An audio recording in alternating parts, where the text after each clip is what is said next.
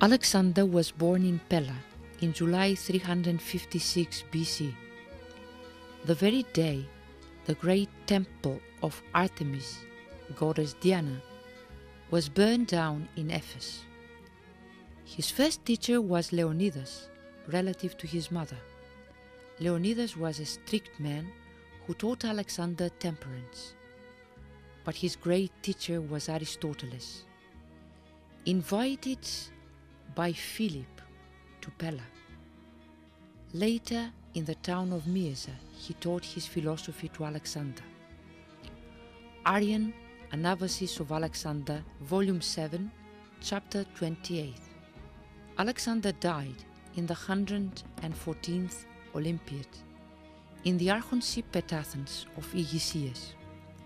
He lived 32 years and 8 months, as Aristobulus says. He reigned 12 years and the aforesaid 8 months. In body he was very handsome, a great lover of hardships, of much shrewdness, most courageous, most jealous for honor and danger, and most careful of religion, most temperate in bodily pleasure, but as for pleasures of the mind, insatiable of glory alone, most brilliant to seize on the right course of action, even when all was obscure, and where all was clear, most happy in his conjectures of likelihood.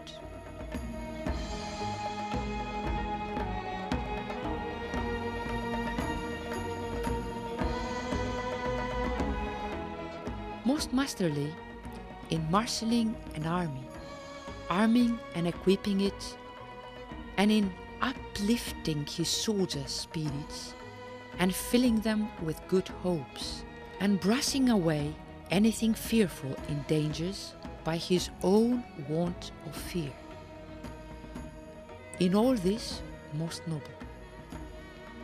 And all that had to be done in uncertainty, he did it with utmost daring.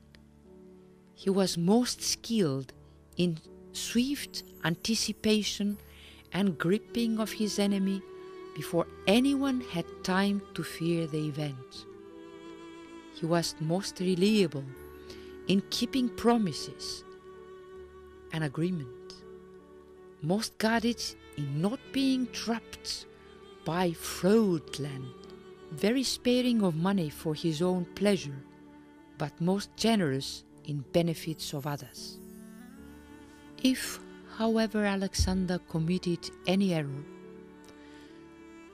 through haste or in anger, or if he went some distance in the direction of Eastern arrogance, this I do not regard as important.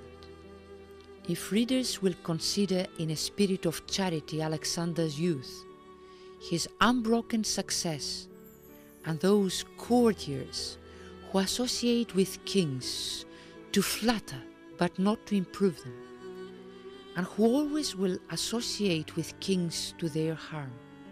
But I do know that to Alexander alone, of the kings of old, did repentance for his false crown, by reason of his noble nature, while most people, if they have admitted any error, by defending their misdeeds as if it were a good deed, think that they will conceal their error, and this is a great mistake. For I at least feel that the only cure for sin is confession of sin, and evidence of repentance, since the offended party will not feel the offense is so grievous if the offender agrees that he did not well. And for the man himself, this good hope is left behind for the future, that he will not so offend again if he appear grieved at the errors of the past, but that he referred his birth to a god. Even this I do not altogether think to be grave fault, if it was not perhaps a mere device to impress his subjects and to appear more dignified. In point of fact, I hold him no less famous a king than Minos, Aeacus or Rhadamanthus. They trace their origin back to Zeus, and yet this was not associated by men of old with any arrogance, nor then Theseus descend from Poseidon, nor Ion from Apollo.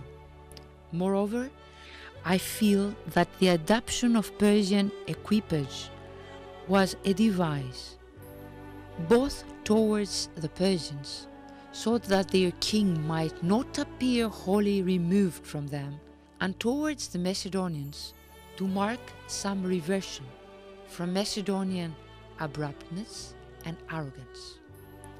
For the same reason, I suspect, he drafted into their ranks the Persian troops who carried the golden apples, and the Persian nobles into their cavalry squadrons.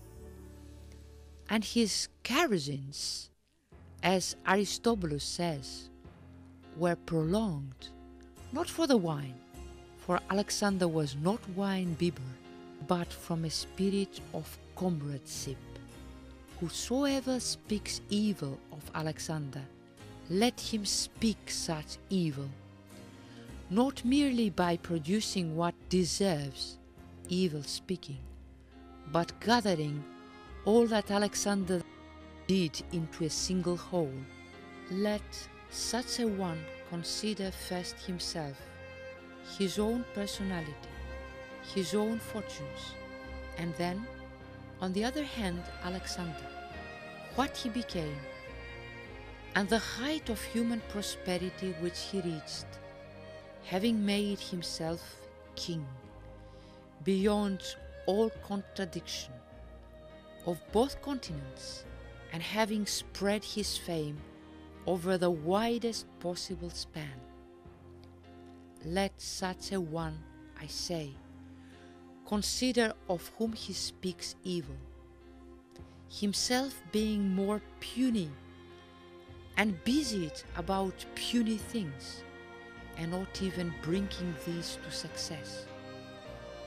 For I myself believe that there was at that time no race or mankind, no city, no single individual whither the name of Alexander had not reached. And so not even I can suppose that a man quite beyond all other men was born without some divine influence.